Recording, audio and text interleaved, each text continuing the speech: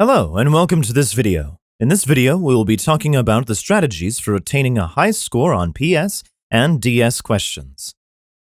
Principle of slow. It is important to solve questions slowly while preparing for the exam. I often see that students who tend to solve questions quickly do not perform at their optimal during the actual exam. This is because they run into a pace problem under stress and tend to solve questions more slowly than usual. Solving questions slowly also forces students to go through each step thoroughly and help build confidence for the actual exam. Don't be hasty. Principle of detail. When preparing for the GMAT math exam, it is important not to skip any steps in solving questions, even if they are easy questions. Going through every step helps students conceptualize problem-solving processes in each question, creating the ability to remember these steps properly during the actual exam. This ultimately increases the likelihood of answering more questions correctly. You should not omit the problem-solving processes. Principle of hand. When solving problems, students should solve them by hand, rather than just looking through the questions. This emphasizes solving questions slowly to learn the steps more thoroughly. You should never solve the question in your head. Principle of memorizing. When dealing with difficult problems, I recommend students memorize the solving process of questions if they are too hard to understand. Getting used to the process is one of the ways to ultimately understand questions. Just memorize each step and practice a lot. This is a sure way to improve your score. Just memorize the solving processes if they are too difficult to understand. Principle of easy PS and DS questions. When dealing with difficult problems and losing confidence, pick easy PS and DS questions and solve them to rebuild confidence.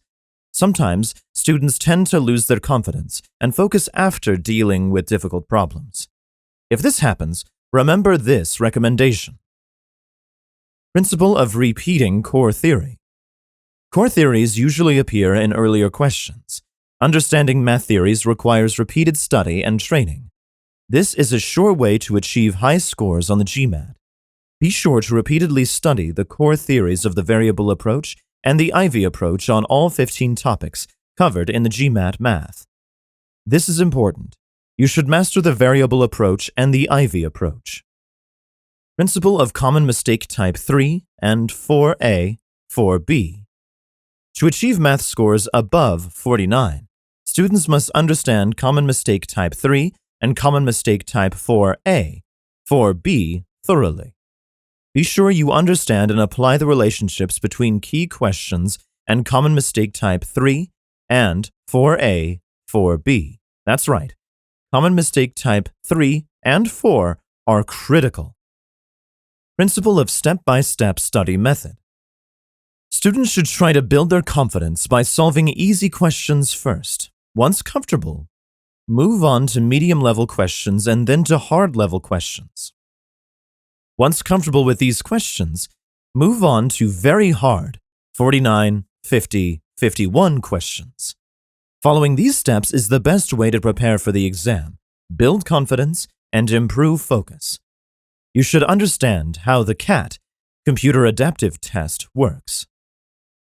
Principle of key questions. Key questions are the high difficulty level questions, and correctly answering these questions is critical for achieving scores above 50 or 51.